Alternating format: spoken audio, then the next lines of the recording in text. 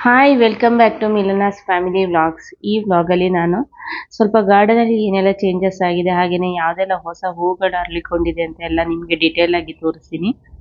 ಇದು ನೋಡಿ, ನಾನು ಲಾಸ್ಟ್ ಟೈಮ್ ರೀಪಾಟ್ ಮಾಡಿರೋದಂತ ಅಂದರೆ ಹೊಸದಾಗಿ ತಂದಿರೋಂಥ ಗಿಡ. ಇದು ದಾಸವಾಳ. ಲಾಸ್ಟ್ ವ್ಲಾಗಲ್ಲಿ ನಾನು ತೋರಿಸಿದ್ದೆ, ಅದರಲ್ಲಿ ಹೂವಾಗಿದೆ ನೋಡಿ. ಯಾವ ಕಲರ್ ಅಂತ ಆರೆಂಜ್ ಕಲರ್ ಇದು. ಇದೇ ಥರದ ಇನ್ನೊಂದು ಆರೆಂಜ್ ಕಲರ್ ಇದೆ, ಆದರೆ ಸ್ವಲ್ಪ ಡಿಫ್ರೆಂಟ್ ಆಗಿದೆ ಅದು ನೋಡಿ. ಇಲ್ಲಿ ಪಿಂಕ್ ರೋಸಸ್ ಎಷ್ಟೊಂದು ಬಿಟ್ಟಿದೆ ಅಂತ. ಇದು ಮಳೆ ಆದಮೇಲೆ ಚಿಗುರಿ ಹೂ ಬಿಟ್ಟಿರೋವಂಥದ್ದು. ಎಲೆಗಳನ್ನೆಲ್ಲ ನೋಡಿ ಹುಳ ಬಂದು ತಿಂದಿದೆ. ಈ ಮಳೆಗಾಲ ಟೈಮಲ್ಲಿ ಈ ಥರದ ಹುಳ ಕಾಟ ಜಾಸ್ತಿ ಇರುತ್ತೆ, ಹಾಗೆ ಫಂಗಸ್ ಆಗುವಂಥ ಚಾನ್ಸಸ್ ಕೂಡ ಜಾಸ್ತಿ ಇರುತ್ತೆ.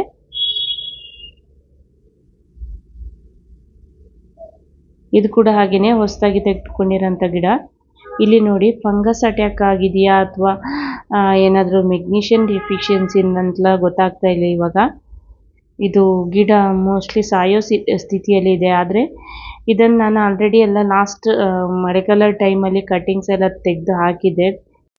ಅದರಲ್ಲಿ ಒಂದೆರಡು ಗಿಡಗಳು ಬದುಕೊಂಡಿದೆ. ಸೊ ಇದು ನೋಡಿ, ಇದೆಲ್ಲ ನೋಡಿ ನಾನು ಕಟ್ ಮಾಡಿ ತೆಗೆದಿರೋವಂಥದ್ದು. ಎಲ್ಲ ಒಂದು ಸೈಡ್ ಫುಲ್ಲು ಗಿಡ ಸತ್ತು ಹೋಗಿತ್ತು. ಸೊ ಇನ್ನೊಂದು ರೆಂಬೆ ಆದರೂ ಉಳ್ಕೊಳ್ಳಿ ಅಂತ ಹೇಳಿಬಿಟ್ಟು ಸತ್ತಿರುವಂಥದ್ದನ್ನು ತೆಗೆದುಬಿಟ್ಟಿದ್ದೆ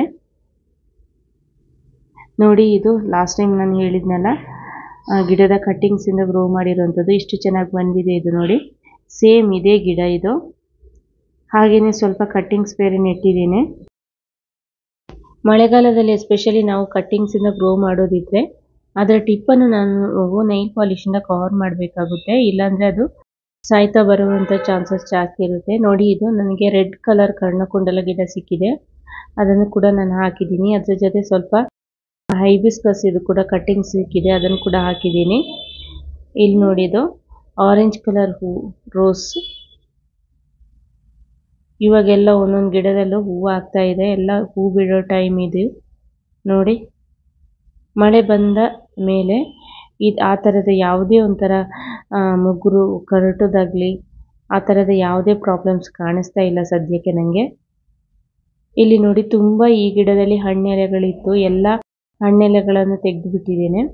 ಸೊ ಅದರಿಂದ ಇವಾಗ ಗಿಡ ಮತ್ತೆ ಚಿಗುರಿ ಚೆನ್ನಾಗಿ ಹೂ ಬಿಟ್ಕೊಳ್ಳುತ್ತೆ ನೋಡಿ. ಕಂಪ್ಲೀಟಾಗಿ ಎಲ್ಲ ಎಲೆಗಳನ್ನು, ಅಂದರೆ ಬೆಳೆದಿರುವಂಥ ಎಲ್ಲ ಎಲೆಗಳನ್ನು ತೆಗೆದುಬಿಟ್ಟಿದ್ದೀನಿ.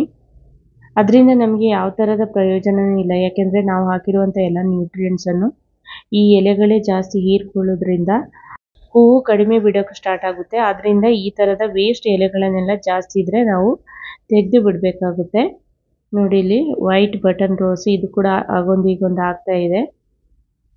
ಇದು ಲಾಸ್ಟ್ ಬೇಸಿಗೆಗಾಲ ಟೈಮಲ್ಲಿ ಎಲ್ಲ ಕಂಪ್ಲೀಟಾಗಿ ಹೂವು ಅರಳ್ತಾನೆ ಇರಲಿಲ್ಲ ನೀಟಾಗಿ, ಎಲ್ಲ ಅಲ್ಲೇ ಮೊಗ್ಗಲ್ಲೇ ಸುಟ್ಟಾಗಿ ಆಗಿಬಿಟ್ಟು ಹೋಗ್ತಾ ಇತ್ತು. ಹಾಗೆಯೇ ಇಲ್ಲಿ ನೋಡಿ, ಇದು orange colour double colour rose. ಇದು ಕೂಡ ಇವಾಗ ಹೂವು ಬಿಟ್ಟಿದೆ. ನಾನು ಹೇಳೋದಂದರೆ, ನಾವು ಆವಾಗವಾಗ ನರ್ಸರಿಯಿಂದ ಹೊಸ ಗಿಡಗಳನ್ನು ತಗೊಂಡು ಬಂದು ಅದನ್ನು ಪುನಃ ಇದು ಮಾಡೋದಕ್ಕಿಂತ ಸ್ವಲ್ಪ ಕೇರ್ ತಗೊಂಡು, ಅಂದರೆ ಎಷ್ಟು ನಮ್ಮ ಗಾರ್ಡನಲ್ಲಿ ಉಳಿಸ್ಕೊಳ್ಳೋಕ್ಕಾಗುತ್ತೆ ಅಷ್ಟು ನಾವು ಟ್ರೈ ಮಾಡಬೇಕಾಗುತ್ತೆ ನೋಡಿ. ಇದು ರೆಡ್ ಕಲರ್ ಬಟನ್ ರೋಸು, ಇದು ಕೂಡ ಇವಾಗ ಚಿಗುರ್ಬಿಟ್ಟು ಹೂವು ಬಿಡ್ತಾ ಇದೆ. ಈ ಗಿಡಗಳಿಗೆ ತುಂಬ ಪ್ರಾಬ್ಲಮ್ಸ್ ಬರುತ್ತೆ, ಅದರಲ್ಲೇ ಎಸ್ಪೆಷಲಿ ರೋಸ್ಗೆ. ನಮಗೆ ಅದು ಏನಿಂದ ಯಾಕೆ ಆಗ್ತಿದೆ ಏನಂತ ಐಡೆಂಟಿಫೈ ಮಾಡೋದು ಕೂಡ ತುಂಬ ಕಷ್ಟ. ಒಂದೊಂದು ಸಲ ಎಲೆ ಚೆನ್ನಾಗಿ ಬರಲ್ಲ, ಮೊಗ್ಗು ಚೆನ್ನಾಗಿ ಬರಲ್ಲ, ಹಾಗೆಯೇ ಎಲೆಗಳು ಹಣ್ಣಾಗೋದು, ಉದುರೋದು, ಹಾಗೆಯೇ ಕಾಂಡ ಕೊಳೀತಾ ಬರೋದು, ಈ ಥರದ ತುಂಬ ಸಮಸ್ಯೆಗಳು ಕಾಣ್ತಾ ಇರುತ್ತೆ. ಅದನ್ನೆಲ್ಲ ನಾವು ಆವಾಗವಾಗ ನೋಡಿಕೊಂಡು ಕರೆಕ್ಟಾಗಿ ಆನ್ ಟೈಮು ನಾವು ಅದರ ಕೇರ್ ತಗೊಳ್ಬೇಕು. ಹಾಗೆಯೇ ಅದಕ್ಕೆ ಬೇಕಾದಂಥ ಫರ್ಟಿಲೈಸರ್ಸ್ ಆಗಲಿ ನಾವು ಆವಾಗವಾಗ ಕೊಡ್ತಾ ಇರಬೇಕಾಗುತ್ತೆ ನೋಡಿ. ಇದು ಕೂಡ ಹಾಗೆಯೇ ನರ್ಸರಿಯಿಂದ ತಂದು ರೀಪಾಟ್ ಮಾಡಿದ್ದೀನಿ. ಆಲ್ಮೋಸ್ಟ್ 3-4 ಮಂತ್ಸ್ ಆಗ್ತಾ ಬಂತು. ಸ್ಲೈಟ್ಲಿ ಇವಾಗ ಹೊಸದಾಗಿ ಬಂದಿರೋಂಥ ಎಲೆಗಳು ನೋಡಿ ಕಲರ್ ಚೇಂಜ್ ಆಗ್ತಾ ಬರ್ತಾ ಇದೆ. ನಾನು ಯಾವುದೇ ಥರದ ಇಲ್ಲಿ ತನಕ ನಾನು ಕೆಮಿಕಲ್ ಫರ್ಟಿಲೈಸರ್ ಕೊಡ್ತಾ ಇಲ್ಲ. ಸೊ ಇದು ಎಲ್ಲ ಅಂದರೆ ಮಳೆ ಜಾಸ್ತಿ ಆದ ತಕ್ಷಣ, ಮಳೆಯಿಂದ ತುಂಬ ಪ್ರಾಬ್ಲಮ್ ಆಗುತ್ತೆ. ಇವನ್ ನೀರು ಜಾಸ್ತಿ ಆದ ತಕ್ಷಣ ಈ ಟೈಮಲ್ಲಿ ನೀರು ಇಟ್ಕೊಂಡು ಈ ಥರದ ಕಲರ್ ಚೇಂಜ್ ಆಗುವಂಥ ಚಾನ್ಸಸ್ ಕೂಡ ಗಿಡಗಳಿಗೆ ಜಾಸ್ತಿ ಇದೆ. ಯಾಕೆಂದರೆ ಕಾಂಡ ಎಲ್ಲಾದರೂ ಕೊಳೀತಾ ಬಂದರೆ ಅದರಿಂದಲೂ ಪ್ರಾಬ್ಲಮ್ ಆಗುತ್ತೆ. ಇಲ್ಲಿ ನೋಡಿ, ಸ್ವಲ್ಪ ಅಲಸಂಡೆ ಬಿಟ್ಕೊಂಡಿದೆ, ಸ್ವಲ್ಪ ನಾನು ಆಲ್ರೆಡಿ ಕಟ್ ಮಾಡಿ ಫ್ರಿಜ್ಜಲ್ಲಿ ಇಟ್ಟಿದ್ದೀನಿ. ಇವಾಗ ಲಾಸ್ಟ್ ವೀಕ್ ನಾನು ಹಾರ್ವೆಸ್ಟ್ ಮಾಡಿರೋದು, ಇವಾಗ ಹಾರ್ವೆಸ್ಟ್ ಮಾಡ್ತಾ ಇದ್ದೀನಿ. ಸೊ ಇದು ಒಂದೇ ಗಿಡ ಇರೋ ಕಾರಣ ಸ್ವಲ್ಪ ಕಡಿಮೆನೇ, ಆದರೂ ಪರವಾಗಿಲ್ಲ, ಒಂದ್ಸಲ ಸಾರು ಮಾಡೋವಷ್ಟು ಸಿಗುತ್ತೆ ನೋಡಿ. ಇವಾಗ ಇಷ್ಟು ಸಿಕ್ಕಿದೆ ನೋಡಿ. ಹಾಗೆಯೇ ನಾನು ಫ್ರಿಜ್ಜಲ್ಲಿ ಇಟ್ಟಿದ್ದನ್ನು ಓಪನ್ ಮಾಡಿ ತೋರಿಸ್ತೀನಿ ನಿಮಗೆ ಎಷ್ಟಿದೆ ಅಂತ. ಇದನ್ನು ಸೇರಿಸಿ ಒಟ್ಟು ಸೇರಿಸಿದರೆ ಒಂದು ಸಾರು ಮಾಡ್ಬೋದು. ಒಂದ್ಸಲ ಸಾಂಬಾರು ಮಾಡೋವಷ್ಟು ಸಿಕ್ಕಿದೆ ನೋಡಿ. ಇಷ್ಟೊಂದು ಸಿಕ್ಕಿದೆ, ಅದು ಒಂದು ಗಿಡದಲ್ಲಿ. ಅದು ನಾನು ಯಾವುದೇ ಥರದ ಕೆಮಿಕಲ್ ಫರ್ಟಿಲೈಸರ್ ಯೂಸ್ ಮಾಡದೆ ಸಿಕ್ಕಿರೋವಂಥದ್ದು. ಇಲ್ಲಿ ನೋಡಿ, ಇದು ವೈಟ್ ದಾಸವಾಳ. ವೈಟ್ ದಾಸವಾಳಕ್ಕೆ ಇಲ್ಲಿ ಲೈಟಾಗಿ ನಿಮಗೆ ಕಾಣ್ತಾ ಇರ್ಬೋದು, ಪಿಂಕ್ ಲೈನ್ ಇದೆ ನೋಡಿ. ಇದು ಕೂಡ ಹಾಗೆ ತುಂಬ ಚೆನ್ನಾಗಿದೆ ಇದು. ಹಾಗೆಯೇ ಇಲ್ಲೊಂದು ಆರೆಂಜ್ ಕಲರ್ ದಾಸವಾಳ ಬಿಟ್ಟಿದೆ. ಆರೆಂಜ್ ಕಲರಲ್ಲೇ ಹಾಗೆಯೇ ನನ್ನ ಹತ್ರ 2-3 ಕಲರ್ ಇದೆ. ಇಲ್ಲಿ ನೋಡಿ, ಇದು ಹೊಸದಾಗಿ ಬಿಟ್ಟಿರುವಂಥದ್ದು ರೆಡ್ ಕಲರ್ ಇದು. ಇದು ಆ್ಯಕ್ಚುಲಿ ನರ್ಸರಿಯಿಂದ ತಗೊಂಡು ಬಂದಿದ್ದು ನಾನು. ಅವರು ಬೀಜದಿಂದ ಗ್ರೋ ಮಾಡಿರುವಂಥ ದಾಸವಾಳ ಗಿಡ ಇದು. ಹಾಗೆಯೇ ಇದೊಂದು ನೋಡಿ, ಲೈಟ್ ಪಿಂಕ್ ಕಲರ್ ದಾಸವಾಳ. ಇದರಲ್ಲಿ ಕೂಡ ಆವಾಗ ಒಂದೊಂದು ಹೂವಾಗಲಿಕ್ಕೆ ಸ್ಟಾರ್ಟ್ ಆಗಿದೆ ಇವಾಗ. ನಾವು ಪಾಟಲ್ಲಿ ಹಾಕಿದ ಗಿಡದಲ್ಲಿ ಮೇಯ್ನಾಗಿ ಕಾಣಿಸಿರುವಂಥ ಪ್ರಾಬ್ಲಮ್ ಏನಂದರೆ ಅದು ಮೆಗ್ನೀಷಿಯಮ್ ಮತ್ತು ಅಯರ್ನ್ ಡಿಫಿಷಿಯನ್ಸಿ. ನೋಡಿ, ಇಲ್ಲಿ ನೀವು ಹಿಂದ್ಗಡೆ ಇರುವಂಥ ಗಿಡ ಕಲರ್ ಚೇಂಜ್ ಆಗಿರೋದು ನೋಡಿರ್ಬೋದು.